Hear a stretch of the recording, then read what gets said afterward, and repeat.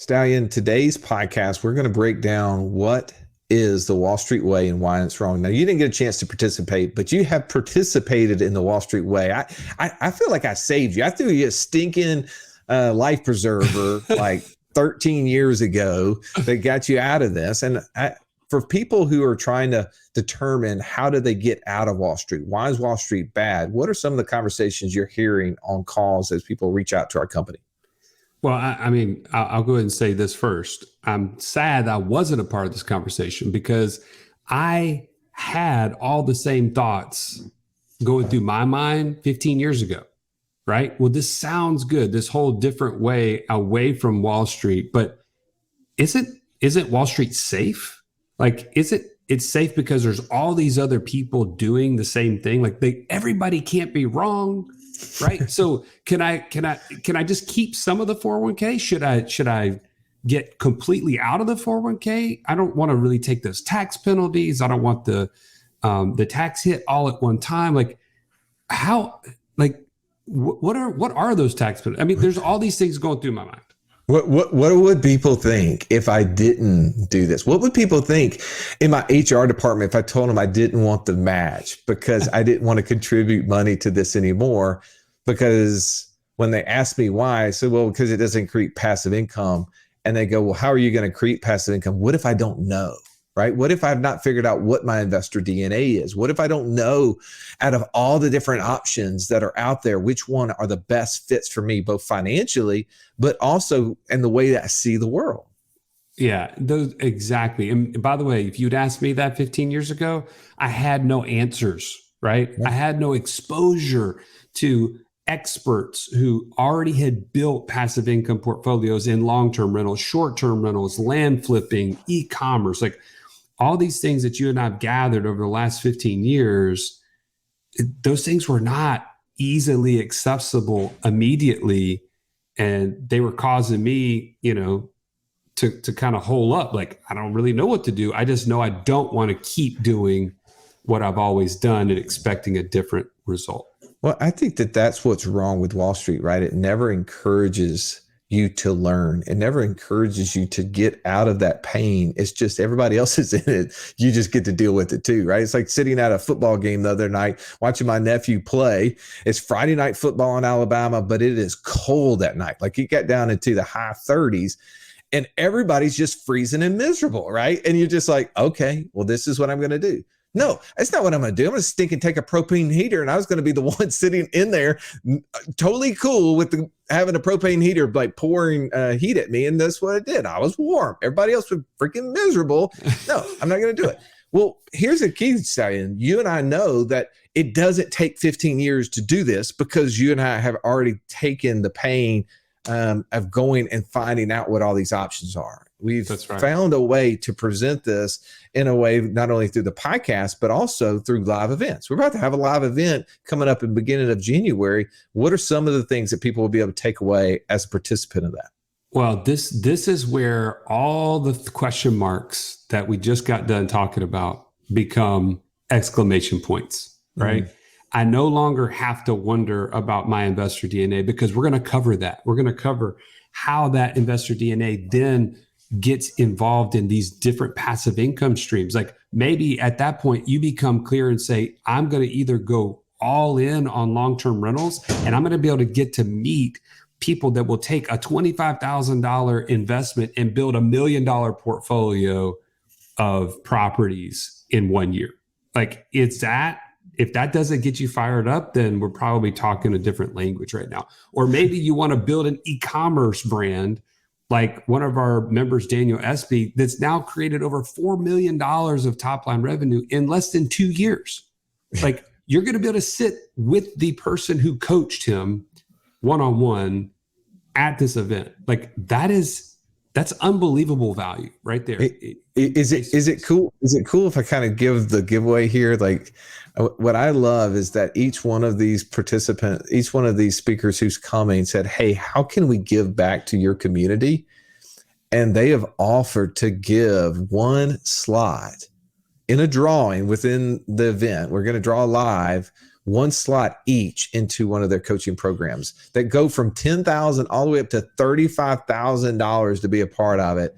So it's a lot of times people are like trying to figure out, how do I get into these programs? Because I see you guys interviewing Daniel Espy. I see you interviewing Michaela Sorney. I see you interviewing Toby Kimura. All these people who have built amazing streams of income through these sort of speakers. And our speakers are going to be giving away access that they charge big money for people to participate in, because they want to make sure they're investing in these people one-on-one over a 12-month time frame in a lot of situations. As a attendee, you'll get entered into that drawing. So Joey, I know this is going long. I hate that you didn't get a chance to participate in this, but I want everybody to take time, just like the ad at the very beginning said, go to wealthwithoutwallstreet.com/live. Don't miss out January the 6th through the 8th to participate, to hang out with the Stallion and I live, but more importantly, to get the clarity you need in 2023 to start on your path to becoming financially free. Stallion, pull up your chair. Let's belly up.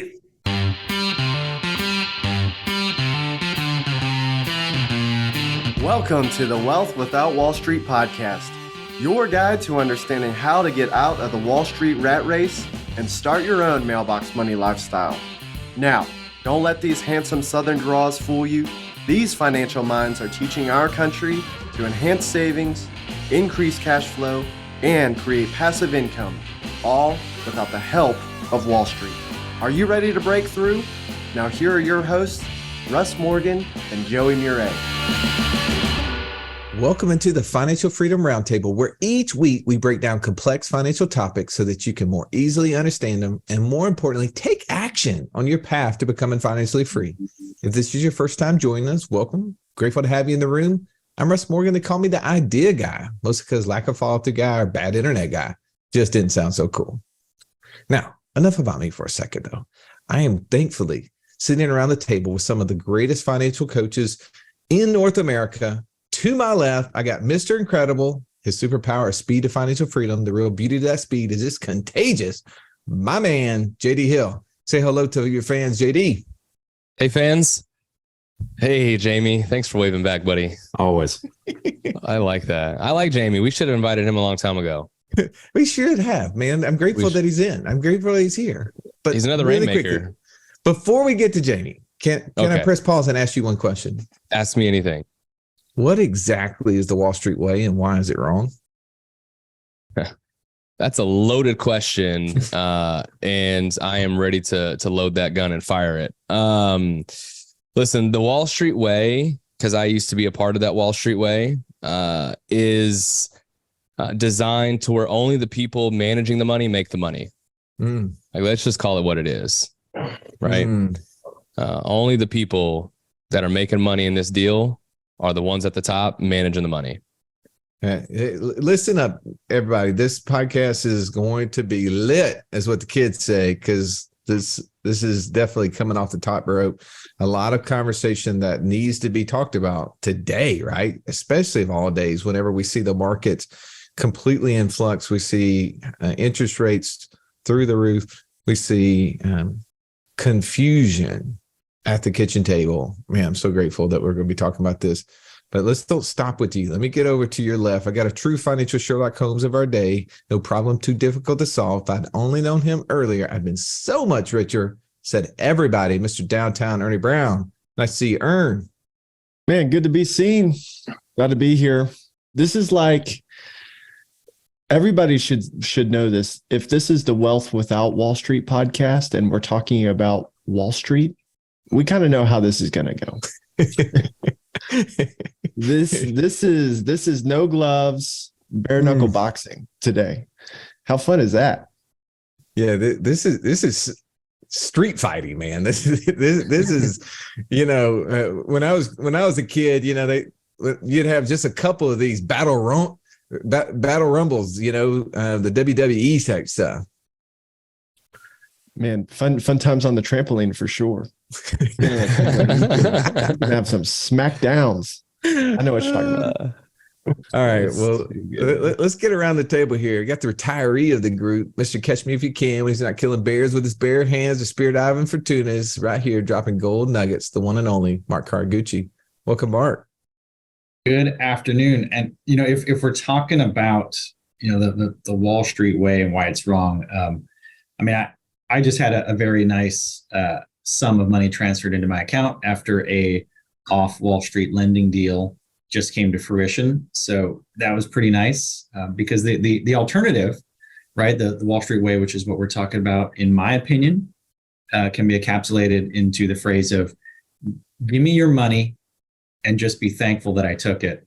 Heads I win, tails you lose. Yeah. Oh, yeah. I think there's a lot of that's going to come out today too. All right. Well, good to have you here. Let me get around here. We got the king of Beham, Mr. Real Estate. He's agnostic to his type as long as it produces cash flow. The multi-talented Jamie O'Brien. Good to see you, Jamie. Good to see you, Russ. How's it going? Man, I'm grateful, man. Grateful to be here with you, talking about a subject that is very near and dear to my heart. I used to be in the Wall Street way, so I feel like I have the ability to speak a little bit to it. But why do you think this is such an important topic for us to cover? Man, when I was first getting started, everybody told me just put money away, put it in these plans, and one day you'll be able to retire and live the life you want. One day, unless that day is today or 2008. And unfortunately, I think a lot of people are feeling that pain right now. And I knew that I wanted to live a life that I wanted to live way before the government told me I could. Amen. I feel like this is going to be one of those moments where you're sitting in church next to the old lady and the preacher's giving an amazing blessing. And she's sitting next to you going, amen. Let's do it. I hear you. All right. Let's bring the last one in the group, the surgeon. He has a precision-like approach to cash flow, and he can diagnose problems before they even occur just by looking at your financial statement. Mr. Automated Budget, Mr. Eric Hudson. Great to have you on, Eric. Thank you, Russ, so much. When I think about this topic, me being the surgeon and medical professional that I am, I think about times that I've gone to see my doctor. And, I've taken my doctor, probably my most important asset, myself, my health. And we've run tests and we've looked at those results and made a plan. And could you imagine if my doctor said, hey, in regards to your health, whatever you do, I don't want you to look at those numbers that we've just come up with. I don't want you to be looking into your health too much. I think maybe we ought to just check in once a year. And other than that, just don't even look at it. I think that's probably what's going to be best for you. Don't even think about it.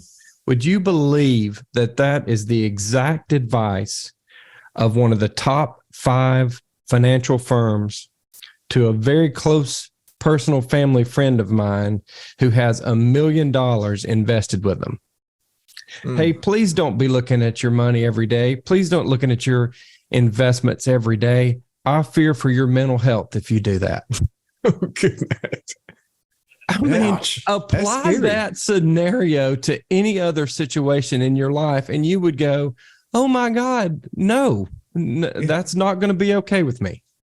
Here's the thing with that, Eric. If people understand the problem, they'll know what to do, right? And I think that Wall Street has recognized that, is that they may realize that they're the problem. If people really start digging into this too deeply, what they're going to figure out is, wait a second, these knuckleheads don't know more than I know about the money. And really, it's in their best interest, the less I do know. That's exactly it. Oh, man. Well, there's going to be a lot of conversation of buses here, okay? We're going to show people how to take control and drive the bus. Now, some of us may be literally riding on the bus, and some of us have been thrown under the bus and backed up over a couple of times. So let's try to make sure we not only share opinions and share, but experiences. Let's share some stories. Let's open up. Maybe the person who's listening to this for the very first time says, I was told to go listen to this podcast, Wealth Without Wall Street. I don't even know what that is. I don't understand why they're talking about the Wall Street way and why it's wrong until we break down some of these stories, some of these concepts. I'm going to let you start off because I know you're going to come off the top rope. Bring it for me. Man, I think one of the things that we look at in the Wall Street way is just the fascination of diversion. We sit with these financial advisors, or we listen to financial gurus, and we listen to the conversation about interest rates, portfolio allocations, stock bond allocations. And that stuff seems so difficult to us that we say, there's no way I could figure that out on my own. I need the help of a financial professional. I need to be entrusting my dollars into an institution that can manage this for me, because that stuff's way over my head. And so we get distracted. We say, hey, look at all this stuff going over here that's really difficult to understand. When over here, on the other hand, we're getting dollars siphoned off on fees just to play the game. And man, isn't that a huge problem in our markets today? Yeah. There's a distraction out there of what to do with these different percentages. And, there must be a specific percentage that applies to everyone. So what is it for me so that I can apply, right? That's right. But not only that, not just apply it today, but you got to keep changing it. Right? The older you get, you got to keep tweaking that. You got to keep tweaking those percentages, keep you coming back to the table for dependence upon advice. Well, and financial advice is trash. It's garbage. You need to be treated as such. It comes from one perspective, right? As you're listening to each one of us share a thought, we're going to share with you experience that we personally have. But I always tell people, hey, look, when you see our passive income report, you see 5 or 10 different things on there. Don't go pick one of those just because that's what we're doing. You need to lead from a position of experience and education. And if you don't have it, you got to go get it. Right? Then, and only then, should you be thinking about what you should invest in. Mark, talk to me a little bit, because I know sometimes people feelings drive a lot of their decision making. What would you add to the subject? I believe the feeling perspective comes in regardless of what the market is doing. If the market appears to be going up, there's a FOMO, a fear of missing out. Hey, you got to put your money in, you got to get in, you got to get it. I mean, this thing is going up, up, up. There's only one way to go. And then once you get to the top of the roller coaster and it starts coming down, well, then there's the FOMO of, well, if I get out now, I'm just going to be losing. I mean, look at everything I'm going to quote lose if I get out now. So if I'm supposed to buy while the market is rising, but when the market falls, I'm never supposed to sell. When am I actually supposed to sell to get off of this merry-go-round? When is this system supposed to be a good time to get out? Because I've never heard anybody give me, to Ernie's point, right? The percent allocation, that strategic plan that they come up with. I've never heard the answer as to when you're actually supposed to get out, because it's always, oh, you shouldn't sell now because look at what you're going to miss out on. So you're constantly being put into a box in the corner of a fear of missing out one way or another. And for everyone who's not watching on YouTube, you're missing out, because what Mark is describing is a chart I've seen 100 times. I went and found it on the internet, and tradersfly.com are going to get some pub here. I don't know who crap that is, by the way, but I saw this chart 15 years ago when I was in the financial world, and I looked at it and I said exactly what you were just talking about. As prices go up, we think, oh man, I've missed it. I'm going to wait for it to start slowly going down a little bit so that I can start increasing my position.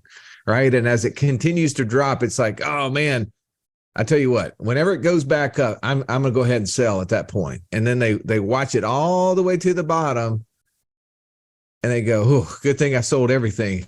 Man, I'm glad I got out there, a couple percentage points higher. And then as it goes up a little bit, oh, this thing's going to tank again. And they see it drop. Oh, I told you it's going to go down. And they start seeing it go up. And they're like, oh, man, these people are about to just take it to the cleaners. And then what do? They wait to see it go all the way back up to the top. And they're like, I better buy again before it goes up any further. And what I've experienced when I was in the belly of the beast, when I was a financial advisor, when I was a certified financial planner, is that people buy and hold on. And what I mean by that is that they buy and never sell. They never sell. They don't sell when it's up. They don't sell when it's down. They only sell when they have to. when they've got to a point where they need money, they've lost their job, they have to sell. And at that point, it's usually bad, right? Usually when those sort of things are happening, they're not just happening to you, they're happening to a lot of other people. And usually it's not a good time in the market. And I think that the Wall Street way is built for the buy and hold on. Hey, we're going to ride this roller coaster up and down. But the only people benefiting, as you said earlier, JD, at the very beginning, are the managers themselves, right? Those fees keep coming. There's a reason why in 2009, 2010, all the 401k plans out there were restructured so that in-service withdrawals were taken away. Now, if you don't know what an in-service withdrawal is because you never got access to one, and you will never get access to one again. That was the ability, if you had a 401k at your company, to be able to go to the company prior to like still working there and actually access money in your 401k and be able to pull it out and go do something else with it. Not necessarily withdraw it unless you wanted to, but you could move it, you could roll it, you could do something else with it. Well, the fund managers out there recognized in 2008, 2009, when the markets were crashing and those balances they were getting paid percentages off of were 50% of what they were. And then people were getting nervous at the bottom and starting to take money out because they had lost their jobs. They said, man, we got to create some provisions here that's going to keep us from ever having that happen to us again. And by us, I mean Wall Street. So we're going to go in there and redo all the contracts with all the employers and say, hey, by the way, this is the way it goes going forward. You don't want your employees taking money out of their 401ks when they're not 59 and a half. They're going to spend the money. They're not going to have it for retirement. It's going to make them more stressed out. And so they did away with all the in-service withdrawals. And so the only people that were making money along the way were the Wall Street advisors. Now, I know I'm not the only one with that thought process, right? Talk to me, JD. What's your thoughts on this? Well, I got a number of thoughts. So if I told you, Russ, that you were going to hire someone that was part of an industry where 80% of the people in that industry underperformed their benchmark, would you want to hire anybody in that industry? Is a 20% success rate, is that a good thing or a bad thing? That's bad. I mean, 30% is good in baseball. 20% is no good. This is a real report, right? You can look this up. Okay, 80% of U.S. fund managers underperform the S&P 500. Like, how is that a good thing? That's awful. Literally, it's terrible. And it, as a guy that was one of the ones that managed money for people, right? Like I did that. I got to charge people an advisory fee. After a while, you get to this place where you're like, wait a minute, something seems off here. Anytime somebody calls me and says, hey, I need cash, I'm like, no, you can't take any money out right now. We're doing really well. Or somebody needs cash. You can't take money out right now because the market's not doing too well. You need to actually buying right now. The answer was always no, right? I'm always telling them no, as if it was my money to begin with. So the irony of it is that as the advisor, I take all the control away from people. I take no risk. None of my money is invested. And yet I get to spend all the money right away because I'm charging you an advisory fee. And whether your account goes up or your account goes down, I still get my advisory fee. It's the rawest deal I've ever been a part of. This podcast is amazing, almost too amazing, Russ. There's too many ideas, and I don't know where to get started creating passive income. Well, here's the thing, Joey. I think one of the things you need to consider in that statement is, what is it costing you to not know? What is it costing you not to take action? I love the statement that says you don't have to be great to start. You just have to start to be great. If you're struggling on where to start, you have to know what type of investor you are. Know your investor DNA. And if you want to learn more about this, you can join us in our Passport Challenge at wealthwithoutwallstreet.com/passport. Get started today. The way you get paid is in direct conflict to what's best for them. It 100%. always was. I remember having a conversation with a couple. They lived in Tupelo, Mississippi. And at the time, they were one of the bigger accounts we had. I'd driven all the way over there. It was a decent drive from Birmingham. Sat in their living room. and we were talking about what was getting ready to happen, what seemed to be, at the time, a big election. This was 2007, right? Preparing for some things happening in 2008. And they were getting a little skittish. They were saying, I'm a little bit concerned about what's going to happen and what the election may, how that may change our economy. And some of the things that are going on are like, no, the last thing we want to do is take money out of the market, right? That's just not a good idea. We might want to reallocate, change our percentages, right? The same garbage we were just talking about a second ago. The last thing we want to do is take it out. And I remember in September of 2008, when the market crashed, I thought about that conversation I'd had with them. I thought about the fact that I had sat there and given them words of encouragement to stay, and now their counts were 30 to 35% less than they were when we had talked a month and a half, 2 months before. And I just thought, man, this is sad. Now, I didn't do it on purpose. I didn't think that it was going to go down 35%. But at that point in time, getting out of the market didn't make sense anymore, right? Like, well, if we get out, now we're going to accept the loss. We just need to ride it out. And we went into the lost decade. Jamie, you have some personal experience with this too. Man, I do. I'm a big believer in learning from other people's mistakes, paying attention to what's happening around you and trying to find a better way. And so, I started my real estate journey several years ago now, and I just wanted more control over my capital and being able to use it.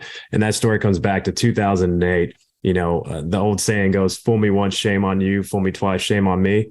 I remember it vividly in around 2008, watching and talking to my father about how he had lost 40% of his net worth practically overnight. Mm-hmm. And this is a very smart man, very successful man who took a lot of pride in hiring and paying for good advice. That was what he always told me, is pay for good advice. And his investment manager or money manager, whatever you want to call him, I'll never forget this quote, told him the only way you're going to get out of this is the way you got in. And he just retired last year. And here we are in the same exact situation that we were faced with in 2008, or a very similar one. Let me put it that way. So, it hurts me a little bit to talk about it because it is my father, right? And you would think, as I learned and as I grow, just trying to show him alternative investments and control that capital and put it to work in other places and diversify, if you will. But sometimes you just can't teach an old dog new tricks. So I have no idea what his exact situation is, and I don't really want to ask. So unfortunately, that hits really close to home. Can I make a quick comment real quick? I don't want it to sound like, I'm demonizing the advisor, right? But what I'm saying? Like, I'm not disparaging or saying that the advisors managing the money are bad people, right? I think the system and the way that it's set up, other than you, right? And I think the system, and I'm kidding. I think the system and the way that it's set up is it sets it up to be that way. Absolutely. Right. And so it's not in other words, I don't think I was a bad advisor for the people that I was trying to help, because I had their best interest at heart. Like, I was actually trying to help them based on how I was taught and trained. And I only knew what I knew. I didn't know anything else other than what I was taught and trained to do. And so I don't think advisors are inherently bad people. I just think they're in a system that they don't know any different. 100%. I couldn't agree with you more. I mean, I think we don't know what we don't know, right? We know the world that we live in and that surrounds us. And to your point, what we've been taught to do. And if you don't look for a better way, there is only one way, right? So let's go into can we stop right there and just talk a little bit this, JD, because you and I spent time in this. What Jamie just said is they only know what they were taught to do. Where were you and I taught from? Who taught us? Wall Street, right? The mutual fund wholesalers would come into our offices and talk about the funds that we were able to sell, and they would talk to us and teach us about them, right? That's right. Hey, were you ever going out on your own and just like seeking your own information and learning on your own about how to do all these things? Or was it just sitting in a classroom setting where you had a wholesaler teaching you about the fund, talking to you about the alpha, the beta, the standard deviation, all the different risk profiles, right? All the Greek letters. Yeah. Yeah. I mean, the tenure of the fund managers, right? The track record of the funds itself. That's where we were taught. We were literally being taught. It would, I mean, again, I know this could be a touchy subject. It would be like taking vaccination advice from Pfizer, right? Like, I mean, what else are they going to tell you? That's right. Right. I mean, it doesn't matter what side you're on of it, right? What do you think the fund manager is going to tell you? Hey, by the way, this is not a good idea. Of course they're not. That's how they get sold. And we were sitting there learning from them. There was no, we were not encouraged by our broker dealers. We were not encouraged by the investment firms we worked in to go out and seek other ways. Am I wrong? No, you're not wrong, because again, mutual fund managers, everybody gets paid based on how much money you have under management. Like that's how they set up the entire system. It's all based on the volume of assets that you're managing, assets under management, AUM. It's a common term that's used in the industry, is how much AUM do you have, or assets under management? And then everybody gets paid a fee off of that. The compliance officer gets paid a fee off of that. The fund managers are getting paid a fee off of that. You're getting paid a fee off of that, right? Everybody's getting paid off of the assets under management. And so you have implied fees and explicit fees, and like you have all these different fees, but everything is based on how many dollars you can raise. So they all tell a compelling story, right? We're this good because of these things that we do. Eric, I want to come to you, but really quickly, what you just said, Jamie, there's a little stat out there, and if everybody want to Google this, type in Google sequence of returns risk. And that's a little known subject that isn't talked about a lot, and is definitely not going to be talked about right now with the people who are quote unquote retiring, because the sequence of return risk, what it does, it talks about the real risk in retirement is the sequence of the returns. So somebody could say, well, hey, JD, we're going through a dip right now, but the reality is, within the next 20 years, we're going to average a 10% return.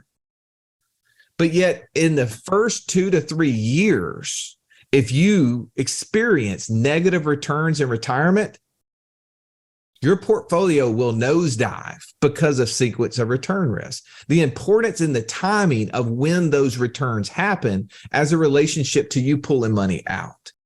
And I think that that's a big issue right now, considering that we have 10,000 baby boomers retiring every single day, and it's growing, right? Over the next 6 to 7 years, there's a lot of people out there, just like you were saying, Jamie, like your dad, who's experiencing that. And that's a scary position. Will my money run out? That's the number one concern of anyone who has left the job force in the quote unquote Wall Street way of just trying to spend down their assets. Eric, I know you also have some personal experience here. You want to share it with us? Yeah. So there's a little verse in the Bible, Russ, that talks about not being unequally yoked. So if you want to boil that down to Birmingham, Alabama language, maybe that's don't be in a bad partnership. I remember starting at, when you're young, you're 20, you're starting at your first company. They're offering you all these benefits. It's amazing. And here's something we can set some savings aside. There's going to be a match, and we're going to help you build your retirement over the next 40 years. Well, I don't know about that. What if something happens to the company? Oh, no, don't worry about that. This money is yours. Has nothing to do with the company. You can do with it whatever you want. This is your money. Oh, okay, great. Well, can I take it out if I need to? Well, not till 59 and a half, or you've actually left the company because your partner that you're in partnership with says you can't. Oh, who's that? The U.S. government. You can't take it out. Okay, I finally made it through that. I worked 40 years, got me a big balloon of savings, and I'm now to the point I'm retired and I'm using it.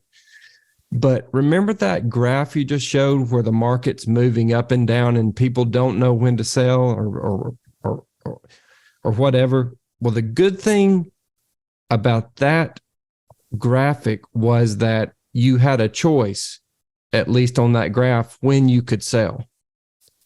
Well, imagine you're like my sweet mother right now. She is 72 years old. The market is down. She doesn't need the money right now, but what is her partner telling her, Russ? Oh, hang tight. Her partner, the U.S. government, is saying, Ms. Hudson, you must take the money out. It doesn't matter that the market has dipped down 20% and you've lost 20% of your dollars. You've got to take your dollars out now in the form of required minimum distributions. But Mr. Government, I don't need it. Doesn't matter. You got to take it out now. A loss. Sequence. The sequence of investing. I'm sorry, the term left me that you said a while ago, but Sequence of return risk. sequence of return risk. Forced sequence of return risk. Here's, I want to, many of us listening to this right now have parents that are at that 60 to 80 year range, right? And they are not listening to this podcast, most likely. They don't even know how to spell podcast. And I don't mean that derogatory. They just don't understand what podcasts are.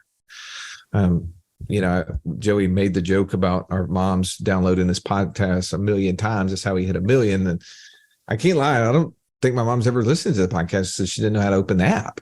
Right. But here's one of the things that we can do for them, because I don't know if you guys remember, All in the Family isn't just a 70s sitcom. It's an opportunity for us to help our parents with this position that they're in. In 2007, as the market started to crash, the financials, the banks were the first one. They were the leading edge of the crash. Most people didn't experience it personally or think it happened until September 2008. That's where we saw a big drop. But if you looked at the financial stocks, you saw them losing value starting back in 2007. They were starting to nosedive. By the time we got to middle of 2008, most of them had lost 40 to 50% of their value. And I was managing funds for my father-in-law. One of the stocks that he had was Bank of America. And I had put a stop loss on this stock to where if it dropped more than 15%, it would sell half of it. If it dropped more than 25%, it would sell the other half. And when he gave it to me, I said, hey, by the way, I'm going to do this little thing, but I mean, it's never going to drop, so it doesn't matter. But it was, that was what I was taught to do. Good little tactic, okay. And the first 15% hit, it triggered it, and it was like, oh, wait a second, what happened? A couple of days later, triggered the other, and so there we are sitting in cash, late 2007, and he's mad at me at first because he's like, "Why did you sell this stock? This is just a blip." And I was like, well, we did this because, this is what the charts tell us to do, right? And then we started seeing the stock continue to drop. And he's like, well, what am I doing with the cash? And I was like, I don't know what we should do with the cash. Let's hold on. And so we held on in cash for a year, guys.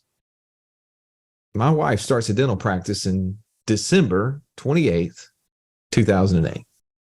Goes to, of all places, Bank of America, and gets a big dental practice loan, $700,000 dental practice loan.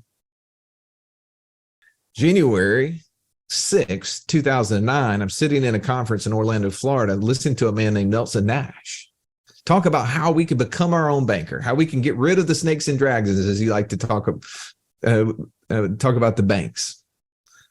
And I was reading in his book on the flight home about how families could be operating together and do this. And I thought, wait a second, my father-in-law has been sitting here with cash, not knowing what to do with it. Both of us are scared to death to invest it again because we don't know. Are we at the bottom? Is this halfway to the bottom? But yet, if he has access to the cash, my wife's over here borrowing money from the same bank that his cash is just sitting there. Whose money are they lending, Ernie? Yours.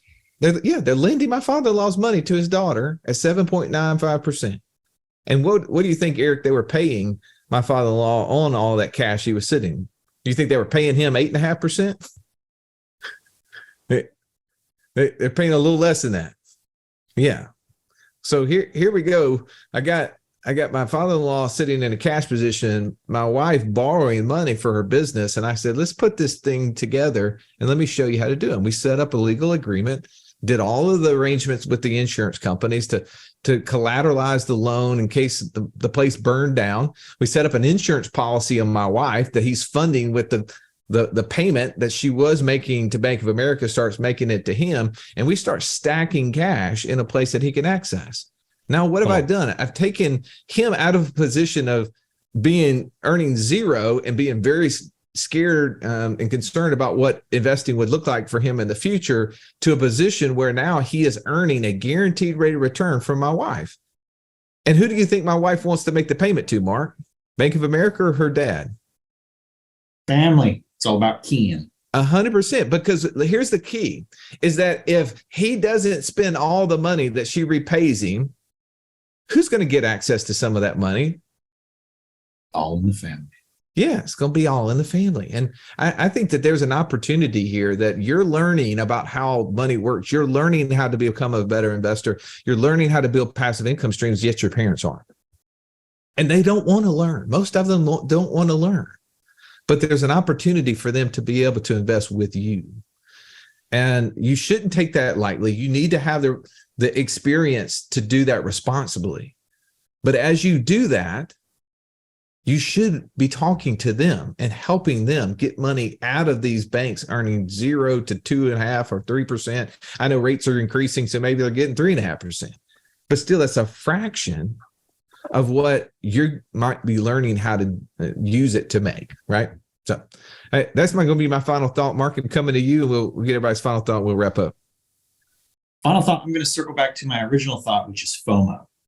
There is the fear of missing out as the market's going up. There's the fear of missing out if it's going down. But I want to challenge your fear of missing out. What are you missing out on right now when you lock those dollars up into that system? Because fast forward to the people who have now, quote, retired, and their fear of missing out is the fear that if they actually do the things that they were told they could do in retirement, they're going to run out of money. So what are they really missing out on? And that's always my biggest fear, because quality of life is normally worth more than any of us are willing to pay. And if you've sacrificed your entire, quote, working adult life to get to this point where you're supposed to be able to enjoy things, and now you can't because you're worried and you have a fear that you're going to miss out on the ability to put food on the table, that doesn't sound like a lot of fun to me. So I'm going to give that one a hard pass. I agree. Ern, final thought. Yeah, I'll come back to my first thought as well, which is just the summary of this fascination with the diversion. You brought this up about taking some drug by Pfizer. Of course you would take that. The problem in the financial world is that we're fascinated with treating symptoms. That's what Wall Street is doing, is treating symptoms. The symptoms of, hey, we're practicing good modern portfolio theory. We've got great allocations. We're outperforming the market, maybe. We're not talking about the fees that we're collecting. We'll give you a meeting one time a year just so that you can stay on target. No more than that, because that's not good for you. We'll make sure that we're setting you up for a good retirement, or at least we'll make it seem like you're on the journey. When the disease is the person who's entrusting those dollars remains out of control, lack of understanding and lack of access to their own cash, as Eric was talking about. So that's the problem, the fascination with diversion. If we can keep you focused on the urgent, just think about the crypto craze that we just went through. We'll keep you from focusing on the things that are really important, which is your understanding, your access to cash, the deals that you can do that get you freedom today. That's my final thought. Jamie, I'd hate to have to follow that, but you have to.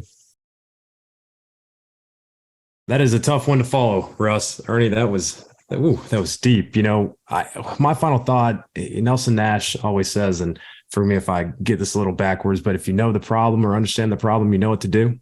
I think a lot of people don't understand the problem. And, you know, if you're listening to this, you probably fall into a couple camps. Either you fully understand the problem and you probably actively taking action to know what to do and move on to your next steps, or you're trying to find a better way. Right. And so I would just encourage people to invest in themselves. You know, a great way to do that would be talk to us. We're happy to get into more detail on a call and talk you through your current situation. We get together with people all the time and just mastermind around what's going on, or just invest. Instead of putting that extra $5,000 into a Roth every year, invest in yourself, invest in an education program to look at alternatives, or to buy books, or to study something that may give you a better option than what you're currently doing. Very good. JD. Ronald Reagan once said that some of the 9 most terrifying words in the English language are "I'm from the government and I'm here to help." And I think that perfectly also relates to Wall Street, right? Because who better to have your best interest in mind than you? And because you know what you want for your family better than anybody knows what you want for your family. And I just think that they've made it so complicated and so complex that people feel almost trapped, as if that's the only option, when the reality is that it's not. And you're far better off of you taking control of that than you lending it to someone else to take control of it for you. So good. All right, Eric, wrap us up, man. I think everyone has been given a measure of discernment in their life. And I can prove that for every listener by thinking back on the times that you've walked out of your house and thought, am I forgetting something? Or you just knew something didn't feel right, only later to discover that, gosh, I should have listened to that little feeling. Well, I think all of us can say when we were throwing money into that 401k qualified plan, we just got the sense that something about this doesn't feel right. I would just tell you to listen to that little discernment, listen to your gut, and follow what these guys are saying. Each one of them are saying, invest in yourself, invest in your education. When you know better, you'll do better. Hey, Jamie, it's okay. She wants to get in the picture. She looks a lot better than you do, by the way. This is the beauty. This is what financial freedom looks like, is when you can have your kids sit on your lap while you're doing a podcast and you're talking about the Wall Street way. Because I'm going to say most people are not able to have that sort of ability, right? Because we are so connected to our work, and our work has taken us away from those that we love. And so grateful that I get to do this with you. I'm so grateful that you're listening to this podcast, right? There's opportunities out there. If you don't know exactly the problem, the easiest way to better understand it is to jump on a call. Go to wealthwithoutwallstreet.com/free call. And one of these coaches will take 15 minutes with you, help better understand what you're trying to do, and give you insight. If it makes sense, they'll go deeper with you. Otherwise, they'll point you to a resource, point you toward a podcast, maybe point you to a connection that would help you on that journey. But what we want is you to have the ability to choose the next step in life. It doesn't mean leaving work. Only if leaving work is the thing that is keeping you from being free to excel in whatever passion it is that you have. I don't think the 6 of us will ever leave. We love doing this. This is fun. Now, we don't want to do it with 80 hours a week, but it is enjoyable because we get to do it because it's something that has helped us get to where we are. So grateful for you. Please take time, if you haven't already, rate and review the show. That's how other people find us, how we beat the big tech algorithm. Don't fall for it. Wall Street is absolutely trying to push this down. They do not want this message out there. So your comments, your reviews, your shares are what help us get across that finish line. Have an amazing day. This has been the Wealth Without Wall Street podcast. Don't forget to subscribe to the show to break free of the Wall Street mindset and begin building wealth on your own terms in places you understand, so that your wealth will never run dry. See you next episode.